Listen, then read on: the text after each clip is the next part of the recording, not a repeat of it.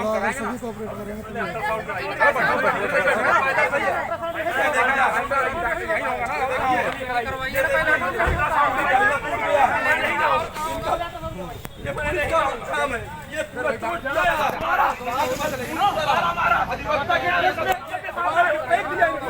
पैसा कहाँ ले चलेंगे? नहीं, कहाँ होगा अल्ट्रासाउंड इसरा भाई?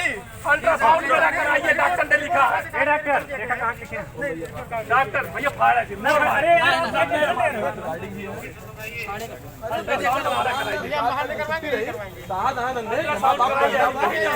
नहीं सकता हूँ मीडिया के सामने कितने बंदे दरोगा जी इंस्पेक्टर साहब बताइए, कह रहे हैं कि ये लेकर के ये हमारे पुलिस से मालूम ऐसे खोले पेशाब किए केवल एसपी साहब को अभी तक आई कार्ड मिला नहीं नामा बताने जा रहा है। आई कार्ड तक नहीं मिला है हमारा। आई कार्ड उठा के फेंक दिया।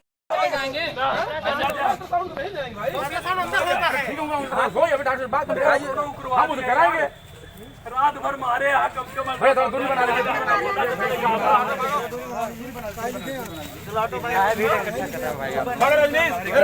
बाहर भेज रहे हैं, बाहर की भैया सारे पंडित मिल गया तो सबको मारेंगे माध्यम से इतनी बात पहुंचाया जाए। अगर मैंने किसी को मारा है, किसी के वर्दी मेरे फिंगरप्रिंट मिलते हैं या किसी के भी डंडे पे मेरा फिंगरप्रिंट मिलता है, इन्होंने बताया मेरे को शिकायत नहीं हुई है। मुकदमा लिखा हुआ कब तक लिखा हुआ वर्दी फाड़ के मुकदमा? अरे कम से कम इतना तो शर्म करा यार। एक आदमी को मारा था 50 आदमी, तुहार वर्दी फाड़ देता है कि तोरे अंदर दया ना है, तुहार लाठी क्यों छीन लेता है? झूठा मुकदमा बनावे का है तो कईयों तरह बनावा यार। कल रास्ते पेशाब नहीं उतरती है, इतनी बुरी तरह मारे यार। मैंने किसी वर्दीदारी का हाथ उठाया, आज मुझे कड़ी से कड़ी सजा दी जाए।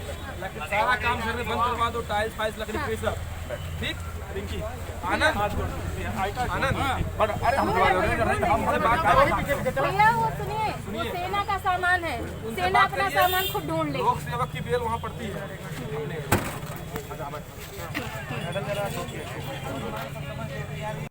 ये बताइए क्या मामला क्या था ये? भैया मामला कुछ नहीं था। गांव के बच्चे आपस में कुछ जानवर मेरे खेत में आ गए थे। मेरे चाचा का लड़के उन्हें मारने मतलब जगह ने जानवर हटा दिए। उसी चीज़ का लेके विवाद हुआ, जो विवाद 2-3 दिन तक लगातार कोतवाली में चलता रहा। तो उसी परिपेक्ष में हमें बताया गया कि आपको कोतवाली में कुछ कागज़ साइन करने उस परिपेक्ष में। तो मेरे चाचा जी चले आए, चाचा जी को मारपीट के कोतवाली में बिठा दिया गया।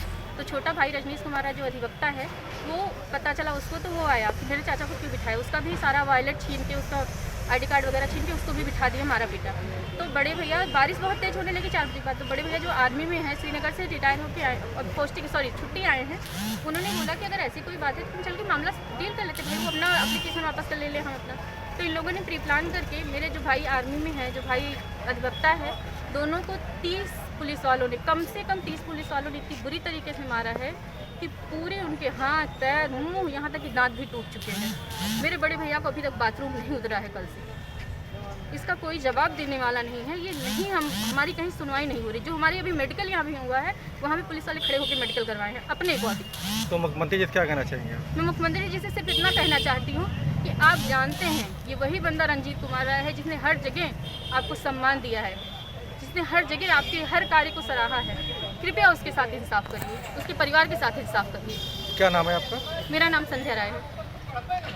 हुआ है मैं कल घर से निकला 7 बजे करीब, मेरे चाचा जी को कोतवाली लाए थे। मुझे मैसेज मिला कि आपको कोतवाली बुलाया गया है। हम आए कोतवाली में, हमने अपने चाचा को छोड़ने के लिए विनम्र निवेदन किया दरोगा जी से। दरोगा जी 151 में चालान कर रहे थे। हमने उसका विरोध किया और बताया हम SP साहब को जा रहे हैं आपकी शिकायत देने के लिए। हमने इतना बोल के जैसे ही बाहर निकलने लगे, नन्हे सिपाही एक आया और हमें बातों मुलझाए रखा। इतनी देर में 2 गाड़ियां फोर्स की आई पीछे से, उसमें से कोई नीचे उतरा, मुझे नहीं पता कौन था। उसने बोला मार माता। इतने में दरोगा जी राजेश अपनी कुर्सी से उठे, जबकि मैं कोतवाली के पोर्टिको के बाहर था, वहाँ से उठे, बोले साहब यही माँ का बाप हमारे खिलाफ एप्लीकेशन दिया था, इसके 3 पेड़ कट गए थे और इसका बाप भी वकील है, इसका भाई भी वकील है। इसके बाद बुरी तरह से मारा। करीब 12-14 की संख्या में कोतवाली के लोग थे, जो फोर्स के लोग आए थे वो अलग। हमने बस अपना सिर ऐसे किए रखा, हमें पता नहीं, बस यही बोले जा रहे थे मार मार। फौज की नौकरी करता है, फौजी है।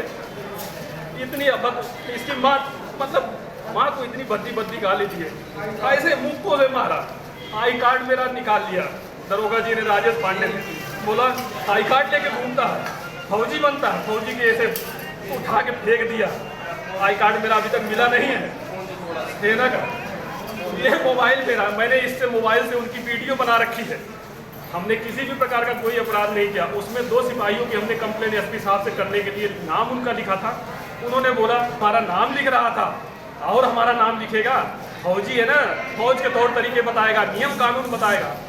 भाई साहब हमारे यहाँ कल से पेशाब नहीं हुआ है, एकदम रीढ़ की हड्डी उठना है, दैना घुटना कर की आवाज कर रहा। मैं वहाँ पे बेहोश हो गया तो मेरे पेटों में मारा, पैरों से, लातों से, जूतों से, चप्पलों जैसे पाए। एक आदमी पीछे, मैं अनकॉन्शियस हो गया, मेरी आंखें खुली हुई थी। राजेश दरोगा बोले पेशाब कर इसके मुंह में। मेरे मुंह में किसने पेशाब किया मुझे नहीं पता, मेरे मुंह में कुछ पानी की तरह पड़ा, मैं तुरंत उठा। फिर उसके बाद मारते हुए कोतवाली के अंदर लाए, वहाँ भी मारा। मारने के बाद रात भर एक नन्हे उनका कांस्टेबल उसने आके बताया मेरा बाप कर्नल था, तू फौजी है, अभी तेरा इनकाउंटर कर देंगे।